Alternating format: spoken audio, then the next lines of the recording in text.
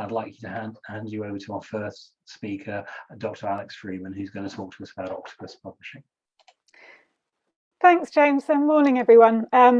I'm going to start sharing my screen, and whilst I'm doing that, just to warn you that my computer's on a new operating system today, and so if it crashes and disappears, then my huge apologies, and I will be back as soon as I can. But as James said, I'm going to be talking today about Octopus, which is a new publishing platform due to launch in the spring for science or STEM disciplines. So apologies to arts and humanities. I am a scientist by background, so I'm going to be mainly talking about, well, I'm going to be entirely talking about science disciplines.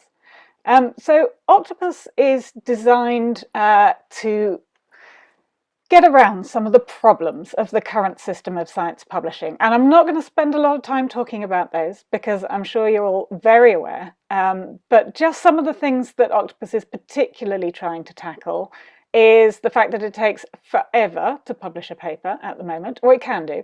I know things have been a little bit faster during COVID, but in normal days, our research needs to be out there so that it can be being used and built on.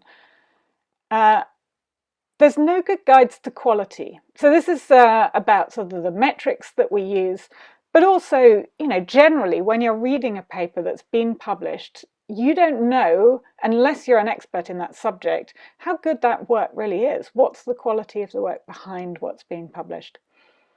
Reproducibility, publication bias, questionable research practices. We all know about those. And a lot of them are caused by one particular aspect, I think, which I'm going to talk about later, and I know the other speakers will also be talking about. And of course, once things have got published, it's pretty tricky to find anything out there. This is a world where publications are increasing all the time, and I, for one, certainly find it a bit of an overwhelming stream of things that I should be trying to find and read. So I think a lot of these problems then also have a knock-on effect on the research culture. There's this kind of hierarchical structure based on inequalities of access to the one single measure of success for a scientific researcher, which is the mythical high-impact publications. And I think this kind of hierarchical system leads to the potential for early career researchers to be essentially bullied including into questionable research practices in order to try and get publications. And that, leads to us all losing a sense of fulfillment and control in the face of this system. So I think this is a really fundamentally important thing to tackle. The publication system is behind so many things. And I think at the heart of it is one fairly simple issue, which is that journals are trying to do two jobs at once. And it's pulling them in different directions. Because on the one hand, they're doing the really important job of disseminating useful findings. So when people have found something that might have implications for practice, those findings need to be out there so that engineers, medics, people who are possibly using research findings can find them and get at them. But that's about when you're disseminating, you're trying to make things easily readable and attractive and, frankly, to sound important. And that's very different from the needs of the other job that journals are doing, which is a rather thankless task, to be honest, of being a kind of patent office for researchers to establish priority, to record full details of what they've done, the methods, the data, the analysis, the code. And that's a really specialized form of communication. And I think it's kind of natural that that role is being sort of sacrificed as journals bend towards serving the dissemination role, which is, after all, the more popular role. The bits of the journals that are probably the most read are things like the news and views. They're a nice, easy read. We can all read them. We don't need to be a specialist in the subject.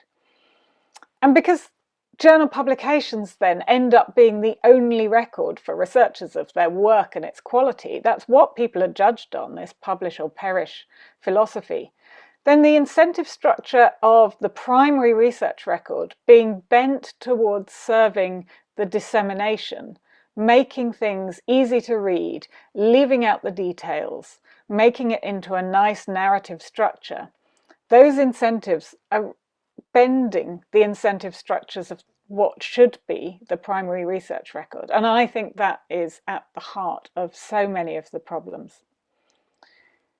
So what can we do? Well, split these two jobs. And that's what Octopus is. It's designed to be the new primary research record, to take on that second job, leaving journals free to do the first job properly. And then we don't have the incentives of good dissemination, bending the incentives of good research. So Octopus is designed to maximize access to the primary research record. So there's all sorts of things, tools that I think we can bring in now that we're in the 21st century and we don't have to live by the printing press anymore. But I think there's more fundamental things that we need to do to publication system. So one of those, and key to it, is breaking up the concept of the paper as the main unit of publication. The scientific process naturally comes in a series of steps, one after the other, and each step requires quite different skills and different resources. And I think that forcing people to get right to the end of this process before sharing any of it is causing so many problems. You're kind of retrospectively forcing a linear narrative and only being able to publish when the data effectively supports the hypothesis. I mean, I know that you can publish negative results, but it's not the common thing to do, and it's not that easy to do. And you're trying to make a good readable story, which isn't how science actually works. The actual process is not a nice, simple, linear story with everything working perfectly. So in a primary research record that's free of the dissemination incentives, we can allow a structure of publication that much more closely matches the real actual process. Every publication type in Octopus is linked to the one before it in the chain. There are 8 publication types. 7 of them are shown on the screen. And for those of you familiar with registered reports, which I know we're going to talk about later, this is kind of a registered report on steroids, because you're breaking up the unit. Of publication into 8 separate ones. And the 8th one that I haven't shown on the screen yet is a peer review. And so peer reviews are treated like any other kind of publication, and they can be published attached to any other type of publication. And because reviewing is a scientific skill like any other, being able to write a good critique of somebody else's work is an important skill. I think we should be valuing it and incentivizing it and encouraging it in the way that we do good other types of research, like good data collection, good analysis. So these are your 8 types of publication in Octopus, and as I said, they all have to be linked to each other in these sorts of chains of research stemming down from research problems. And this is what Octopus looks like at the moment in its prototype form. So across the top, you've got this branching structure of linked publications. And this should help this navigation and discovery problem. If you're interested in a particular research problem, everything to do with it should be linked underneath it. But we've also got here on the right-hand side a rating system. Now this might sound controversial, but actually I hope it allows well-rated publications to come to the top of searches, and it could help funders, for instance, finding well-rated and well-reviewed publications and offering to fund the next step. And we also have this red flagging. So if there is a fundamental problem with a publication, or a reader thinks there is, then they can raise a red flag, and it takes you into almost like a sort of, an eBay or Amazon dispute resolution center, where your concerns are emailed directly to the authors, possibly to their institutional research integrity office. Maybe it can be escalated there if you don't get a good response from the authors, or even to a national integrity office. So this allows these sorts of issues to be flagged, so we don't have this problem of publications being out there with potential serious flaws in them. But it also allows them to be sorted out, either slightly behind the scenes but transparently, or, as I said, escalated to the research integrity officers. Now, any logged-in user can rate publications or raise red flags, and logging in is done via the ORCID system. And the key to the rating system is what I was talking about being able to know what's good, because it allows us to preset and predefine criteria which we as a scientific community think define what good science is within each publication type.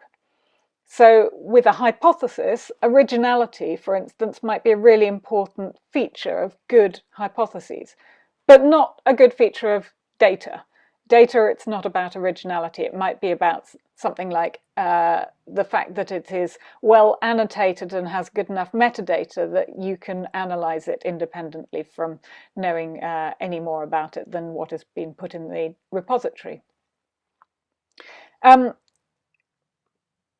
So I think there are major benefits to this structure. First of all, publication is instant. So when you write a publication or upload your publication, it emails all the co-authors that you've listed, and as soon as everybody's agreed, that publication is out there. Any reviewing is post-publication. And because we've got smaller publications, you're not waiting, 5 years or whatever to complete a paper and get it accepted and published. We've got smaller author groups as well, because it takes a smaller group of people to design a protocol than it does to do the whole project of collecting data, analysing it. And that allows a sort of more meritocratic system. People who are perhaps often in the middle of an authorship group, statisticians, technicians, they instead can be publishing their own publications in these smaller units. And it's more accountable. If anyone's perhaps not doing their work so well, it doesn't necessarily reflect on you, because say the data collection wasn't great, if you're the analyst, your analysis can still be judged on its own merits. And critically, there's no need for this narrative. There's no need to make your data fit the hypothesis. Now they're totally different publications. Somebody else might have published a hypothesis, somebody else might have published a method, and then you are collecting data according to that method. And it doesn't matter what your data says about the hypothesis. And that allows us to get much more work out there. You can publish just when you have the idea. I mean, that gives you priority over the idea for a start, so you should want to publish it quickly. But it also means that you can publish small data sets. You can publish all of these things that are probably we've all got in our kind of file drawers. And the rating system, I think, is really important to getting us better quality metrics, because everything we do is being judged, whether it's by institutions or our peers or by funders, and we need it to be being judged on the right criteria. There's no good, resting our laurels on these high impact publications that don't necessarily reflect the quality of the work that we're doing. And of course, peer review is crucial as well. We're not just reducing everything to a few numbers. And as we've seen, it's incentivized by being treated as a publication in its own right. And it's sort of open post-publication peer review, because I think it's critical to be able to read other people's critiques of a publication. They might have different, or they're bound to have different experience and expertise. And for you to be able to read that and learn from that is really important. And I think it's such a shame that peer reviews at the moment are essentially behind closed doors. So this post-publication peer review has so many advantages, and I hope that once it beds in, and I know there are concerns that people aren't used to reading or writing open peer reviews, it means that we can actually encourage a more collaborative approach to science. People can reversion their publications in the light of reviews and encourage sort of taking on board of other people's comments, and perhaps even inviting authors of good reviews to be co-authors on a new version of their publication. So I think this is actually a really important thing that we should be adopting. And because they're treated as a publication type equal to all the others, it means that we're giving this critiquing role within science, this collaborative critiquing, the status that it deserves. And when I say that good reviews are recognised, that's because everybody on Octopus has their own individual page which lists all the publications that they've done. Obviously, you can see I'm an incredibly well-rounded and prolific author on Octopus because I've been testing the platform a lot. But what it does show is that, you can not only see people's potential conflicts of interest all in one place, but also you can see, if you're an institution or a funder, you can see what type of person this is, what type of researcher this is, because you can see what types of publication they're authoring. And then, of course, you can see how well rated those are, who's reviewing whom, who's rating whom. All of that can be transparent to try and discourage any gaming of the system. And so this kind of upfront, hopefully useful metrics will hopefully mean that this platform has uses for every part of the system. So for researchers, I'm trying to remove barriers of access to the research world. It gives you instant priority, it's easy and quick to publish, it's hopefully easier to find relevant work, hopefully it's more meritocratic, and it gets all your research out there. So whatever the findings of your research and whatever stage of that research. But critically for institutions, and recognising that institutional use and funder use is going to drive researcher use, institutions can instantly assess what type of researcher a candidate for promotion or hiring is. And it's a much better way to see what peers really think of their work, because all the reviews there are open, and there are ratings as well for your lazy institution.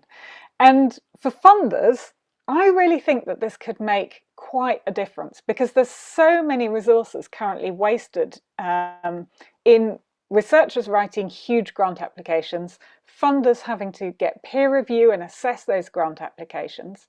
If funders could search for well-rated and well-reviewed publications and offer funding for the next bit of the chain, they could potentially say, this is a protocol that everybody's agreed is brilliant. I'm going to offer funding to, say, 5 different institutions or groups to collect data according to this. That could really enhance reproducibility. And it cuts down on the wasteful grant application process. Why are you doing all this peer reviewing twice? And they can assess individual researchers as well. And finally, journals. I kind of initially thought that Octopus would be a replacement for journals, but now I don't think it is, because I think journals have that really important role in dissemination. They are experts in synthesizing and editorializing, commissioning people to write personal editorials or reviews of a topic, helping take what won't be a good read in Octopus and making it into a good read that makes it much more accessible to those who just want to know what the latest findings are, and they don't need all the details that are in Octopus. So I'm hoping that this makes Octopus a platform that's useful for everybody, and it's a kind of, we've all got to take this leap when it launches in the spring to gain the benefits from it. So if funders and institutions and researchers all start using it, then I think it will be of benefit for everybody. So I just want to thank the partners. So JISC are our partners and delivering it, and UKRI have funded it.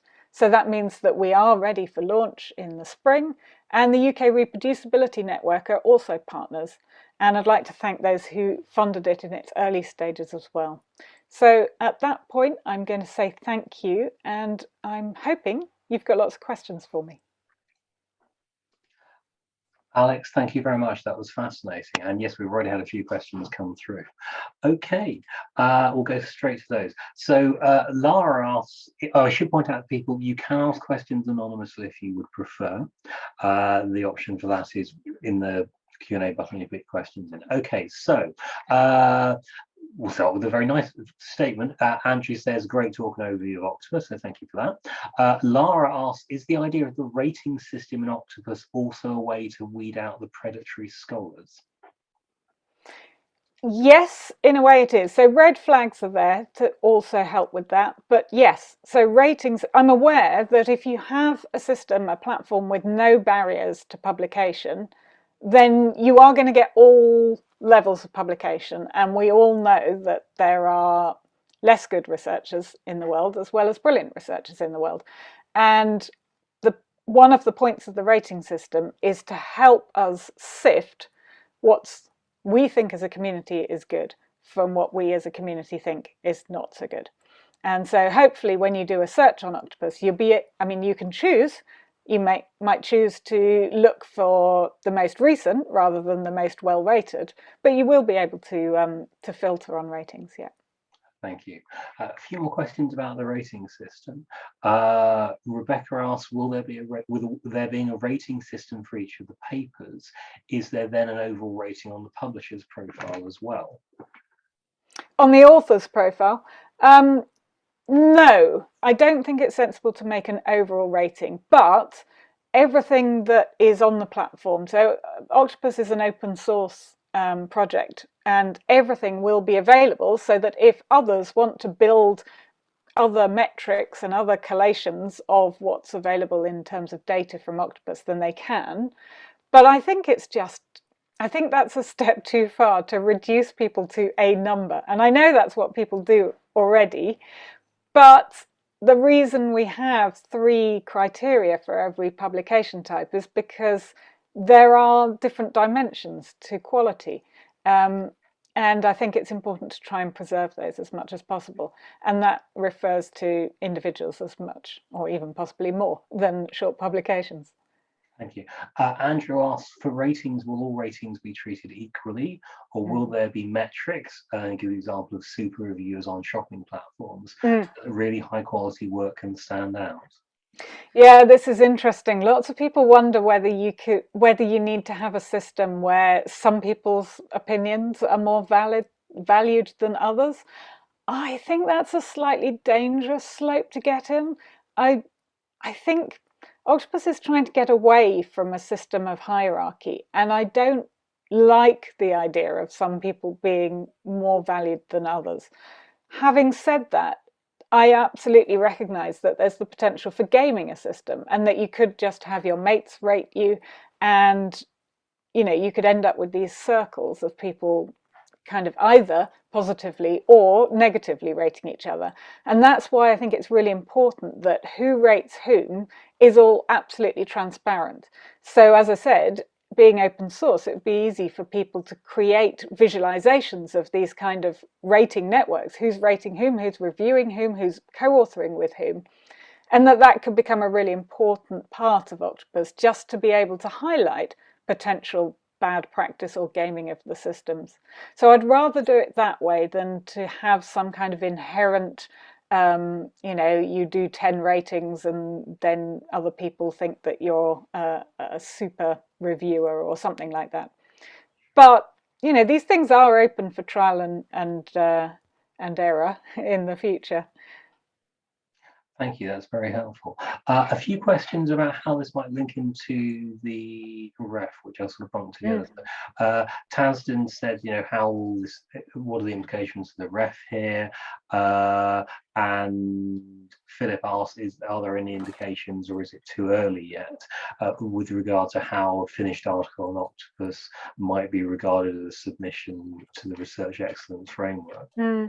I think it's too early to say. Obviously, UKRI are our funders, so that they're very well aware of Octopus and the potential that it has for giving potentially different kinds of inputs to ref in future. But I think the next ref is quite a long way away, and Octopus hasn't even launched yet. So we will see how that goes, I think. Brilliant. As a related question, we were asked, what do you think are the barriers and opportunities for adopters by funders of Octopus?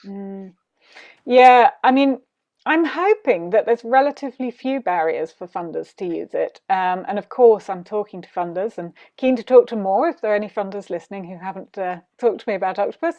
But I think it's really only an advantage for them, because they can go to Octopus, it's free, you can go there as a platform, you can see what people are doing, you can find the research problems, the research questions that you as a funder are particularly interested in, and you can see what people are publishing. And if we, by launch, we may not be able to by launch, but soon afterwards have, instead of a red flag, a sort of gold flag that people could raise saying, I've got funding. Yeah. And it wouldn't have to be a big funder. It could be, for instance, that a research group are offering a small amount of funding for an analysis of data that they've got. You know, they might raise a gold flag and say, very keen for somebody with specific analytical skills to do some analysis of this data that we've just published, and we'll pay you. So I think it could actually kind of revolutionize the way that we approach the funding of scientific work, and I hope give greater access to people who are maybe in smaller research groups, in institutions without large amounts of resources, to gain funding in these kind of smaller pots. Thank you. A question from a couple of people actually, Liam asks, is he right in thinking there's a lot of commonality between F1000 and Octopus? And notes that if that's the case, funders like the Wellcome and NHR use F1000 to power their open research platforms. Could they consider Octopus for this as well? Absolutely. I mean, there are similarities with F1000, but I think there are also some important differences, because although F1000 kind of accepts any publication type, they're not linked to each other in the way that they are in Octopus. And you don't have that kind of, it's not setting out to be what Octopus is setting out to be, which is the primary research record where you go to stamp your priority, and also, as I said, almost act like a patent office. Mm-hmm. Octopus, I think, is almost more like a preprint server, in that in the short and medium term, I suspect that people might use Octopus because it's quick and easy to publish, to get their priority, get their stamp, get it onto their Octopus profile. But then at the end of, they might do all sort of 7 bits of the publication chain in Octopus, and then package it up as a paper and publish it in a traditional form in a journal, because, that is at the moment the standard way for people to publish and be assessed. So I think people will hedge their bets and do both, and I don't think there's a downside to doing that. Brilliant, thank you. A couple of questions about the sort of red flag systems. Natasha asks what mechanisms we put in place to ensure that those systems won't be abused, as has been seen with sites such as PubPeer. And an anonymous questioner would like to hear more about how the dispute resolution system would work, and says, as a research integrity office, we strongly encourage local resolution of issues before they're escalated to us as potential misconduct. So how will you ensure that anonymous sort of spam flagging of concerns isn't left to institutional offices to navigate? Yeah, these are really important points, and actually I'm really keen to talk to research integrity officers about this, because it's an area I have some knowledge and expertise in, but not as much as I want to have. So really keen to talk to you about it. I think the idea is that the initial red flag would email the authors, and that hopefully that would then be relatively quickly sorted out. And I would hope that a lot of things would be, a statistical mistake, or, something that would be relatively easily sorted out. I would think, so then the next thing is, if the person who raised the red flag doesn't feel that the issue has been sorted out, then they can raise it up a level. So I would hope, as you say, that things will be sorted out locally. It's also all transparent, so you can see who is raising the red flag, you can see why they're raising the red flag, and I'm hoping that that sort of transparency will mean that people who see a red flag on a publication can go and read and say to themselves, do I think this is a problem? And read about it in enough detail that they can make up their own minds about it. I do know that this is a very tricky area. I don't think, there are really quite serious problems at the moment with the current publication system. I would like to make them better with Octopus. I don't think we're ever going to be able to make this completely problem-free, because there's always going to be real disputes between authors where it's not easy to sort out. And I think research integrity officers will have to come in to be an arbiter. But there are also all sorts of problems. What if this is a publication from quite a long time ago? The authors might be dead, they might have left academia. What if it's in a country where there isn't a research integrity office? All of these are issues that I know need addressing, and yeah, we will be working on in the next month. So yeah, please do come and talk to us. Thank you. And we're also, I should know that UKRO is also doing some work on cooperation between journals and publishers and institutions. So I think perhaps if you and I have a chat about this, that would be quite helpful. A couple of questions about the scope of Octopus. Julia notes you started saying that this is for STEM disciplines only, and just wanted to explore the thinking behind that and whether it would almost be sort of police, because she felt this would work well for some social science applications. I'm really delighted when people say they think it might also work for their area.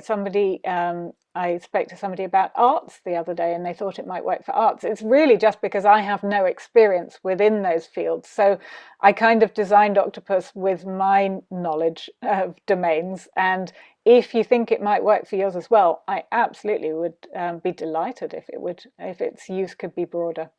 Brilliant. Rebecca asks, how does one become a reviewer? Is this sort of an Just Octopus open to everybody. sign up?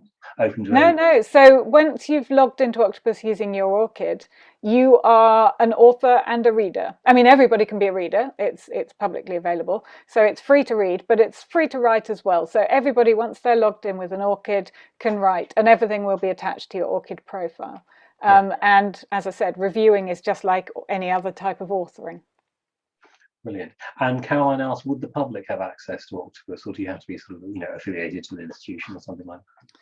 Well, this is about the gatekeeper. So everybody can read it. It's totally open to the public to read. ORCID is our login system, and so I'm kind of relying on them to be the gatekeepers to authors. Whether or not that will work has to be seen. But I think, that is quite a difficult task because we shouldn't be, Octopus has to be open to people working in industry. They don't have to be in an academic institution.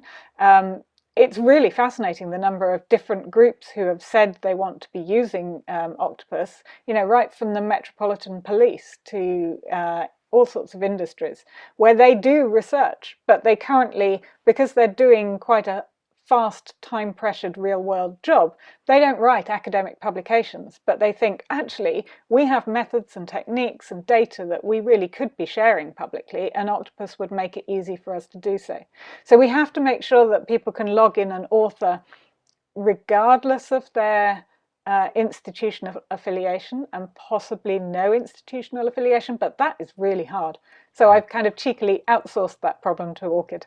I was thinking, would independent researchers have access to this? Yeah. We've got time for one final question. Jeremy asked, and a couple other questions, very similar points.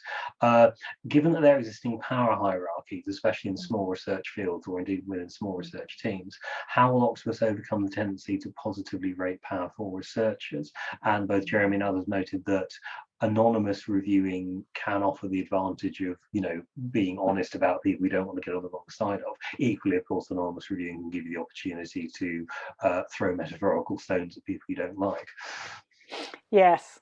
Yeah, this is probably the biggest thing that always comes up, and so my hope is that in a relatively short time, the culture will change, that people don't feel so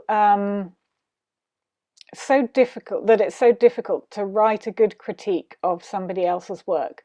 And I think that, getting the 3 rating criteria for reviews right will be critical to encouraging that.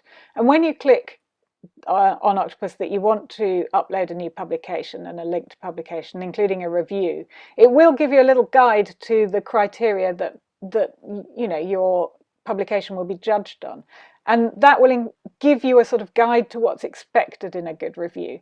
That it shouldn't be about the people, it's about the work and all of these kind of things. And I think that people will hopefully quite quickly see what a well-rated review looks like, and that will encourage a slightly more open culture about critique, that it is an important thing.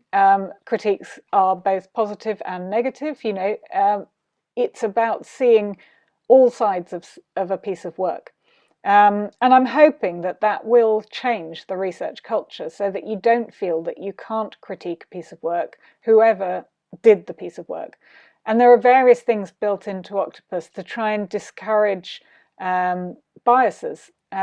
We won't be putting first names on publications, just initials and surnames. There won't be any author profile pictures.